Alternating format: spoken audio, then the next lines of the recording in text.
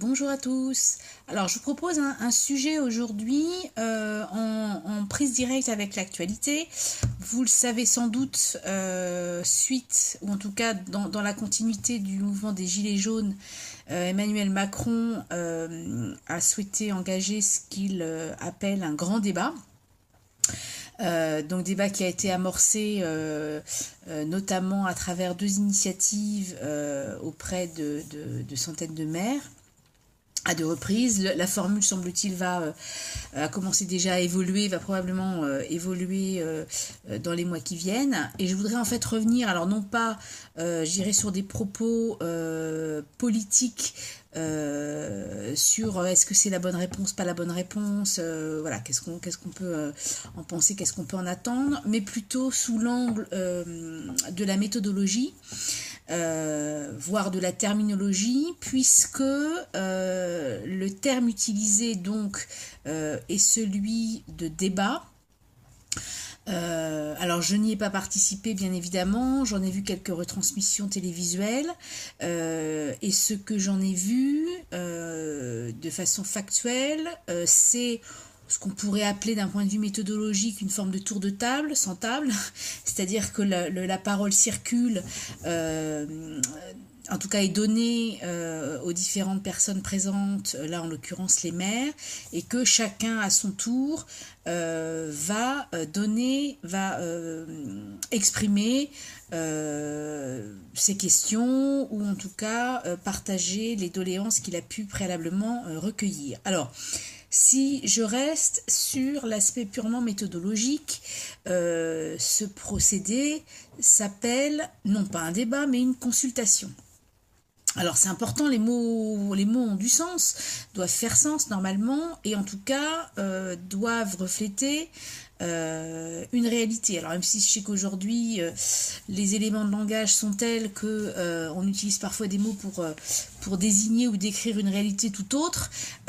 si on est un peu exigeant ou avec une certaine forme de rigueur méthodologique, pour moi, on est plutôt dans quelque chose qui s'apparente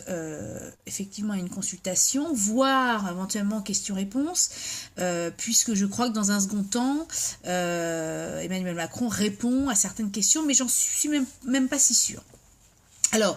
une consultation, c'est quoi? C'est effectivement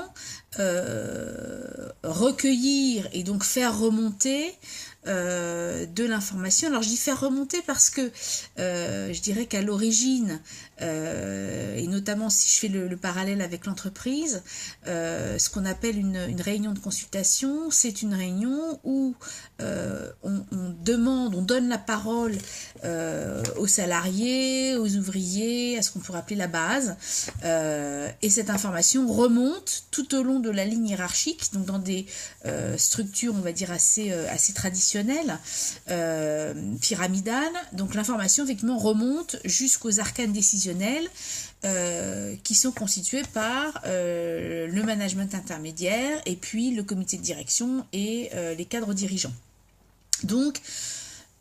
voilà, je dirais que historiquement, on appelait ça d'ailleurs souvent des réunions d'information ascendantes, puisque l'information remontait du bas de la hiérarchie, du terrain, jusqu'aux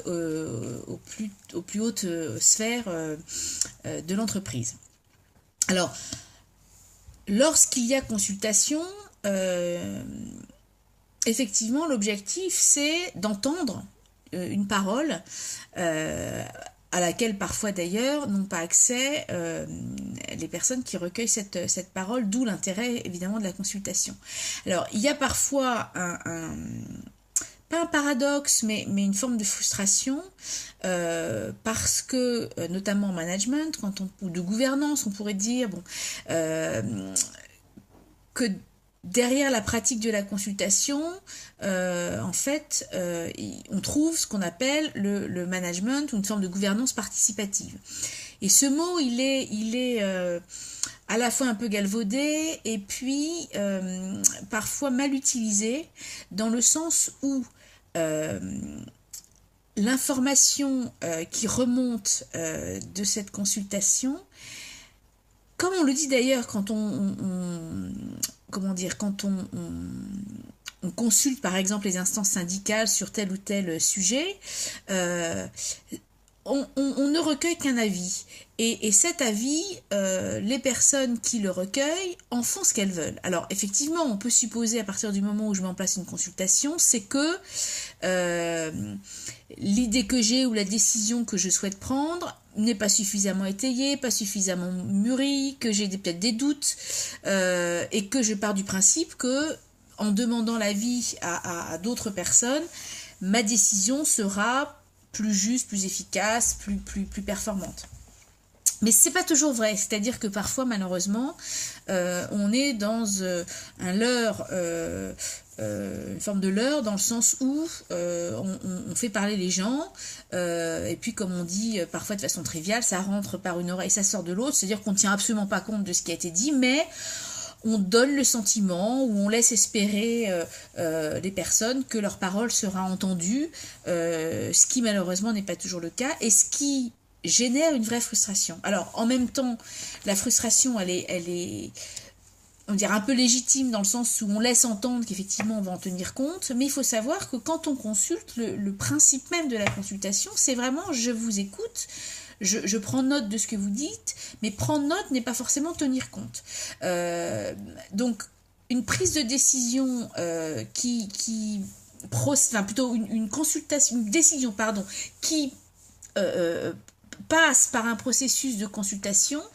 n'est pas forcément une décision qui sera nourrie et enrichie des informations qui auront été recueillies lors de la consultation. Donc ça, c'est quand même un élément important. Pour revenir sur les débats. Alors, le débat n'est pas une méthode similaire à celle de la consultation. Dans le débat, il y a un échange. Et un échange qui... en général, se fait quand même dans la simultanéité, c'est-à-dire c'est pas j'écoute vos questions et puis dans un second temps j'y réponds, non, c'est on discute et tout l'enjeu du débat, c'est, je dirais presque en direct ou en tout cas de façon organique, enfin dans le vivant, dans l'instant présent, de faire réfléchir, progresser, évoluer une pensée qui n'est plus une compilation des pensées individuelles, hein, qui serait de dire la pensée de A plus la pensée de D, de B, de C, de D, ça fait la pensée A, B, C, D. Non. L'intérêt, en tout cas, l'intérêt, et ce qu'on peut espérer justement d'un débat, c'est que la pensée de A plus la pensée de B, de C, de D, nous donne une pensée qui est peut-être une pensée X, Y, Z, peu importe, mais qui est une co-construction, ou en tout cas que les positions individuelles aient suffisamment évolué pour que se construise une forme de pensée collective. Ce qui présuppose évidemment que quand on entre dans un débat, vraiment, on parte du principe que même si j'ai une position ou des idées, etc., je suis prêt éventuellement à remettre en question mes positions. Évidemment, en fonction de ce que la personne en face de moi va me dire, c'est-à-dire que ça suppose évidemment pour chacune des parties prenantes une capacité à défendre avoir un point de vue déjà, l'exposer et puis surtout le défendre, c'est-à-dire amener des arguments que les parties adverses peuvent entendre et qui, si elles sont bien argumentées et que effectivement elles ont du sens, puissent éventuellement ébranler, faire vaciller, faire évoluer, progresser les positions des uns et des autres. Alors, débattre n'est pas prendre une décision ensemble, mais c'est simplement éclairer une position, en comprendre les différents ressorts, éclairer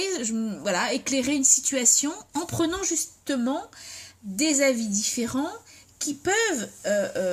de par la position que chacun de ces acteurs a par rapport au problème, puisse éclairer le problème sous un angle différent. Et c'est de cette confrontation des points de vue différents que se construit la richesse de cette pensée collective qui nous permet de mieux comprendre le problème, d'en faire le tour le plus complet possible. Et effectivement, un débat bien mené permet d'avoir cette pensée co-construite, collective, et sera un terreau absolument utile et efficace d'une décision qui pourrait être prise dans un second temps. Décision qui peut être prise de façon unilatérale par l'une des personnes, là en l'occurrence ça pourrait être par Emmanuel Macron, mais ça peut être aussi dans un mode différent, une décision collaborative où la décision elle-même se construit dans la collégialité. Donc, à nouveau, pour revenir sur cette question du débat, pour moi, il n'y a pas véritablement débat, puisqu'il n'y a pas de co-construction collective d'une pensée, finalement. C'est-à-dire que c'est simplement un collationnement ou une compilation, un additionnement de pensées singulières. Voilà, donc je voulais simplement bien repréciser à la fois la différence entre qu'est-ce que consulter, qu'est-ce que débattre et qu'est-ce qu'on peut en attendre, sachant que dans les deux cas, la décision qui sera prise derrière peut être effectivement une décision unilatérale et prise par la personne qui peut être porteuse du problème ou de la décision en tout cas, et qui sera celle qui va ensuite l'impulser. Mais on peut aussi, sur la base d'une consultation ou d'un débat, construire ensuite collégialement la décision, ce qui là très clairement dans le cadre de ce débat initié par Emmanuel Macron ne sera pas le cas, puisque on sait d'ores et déjà, il l'a dit clairement, qu'il ne bougera pas de sa position. Donc on sait qu'il prendra seul la décision, qu'a priori la décision, enfin en tout cas que ses positions ne bougeront pas. C'est là où appeler ça un débat, je trouve, est un petit peu n'est pas juste, et je pense qu'il aurait été effectivement préférable dans ce cadre précis de parler de consultation pour être pour moi tout à fait honnête et sincère dans la démarche. Au revoir.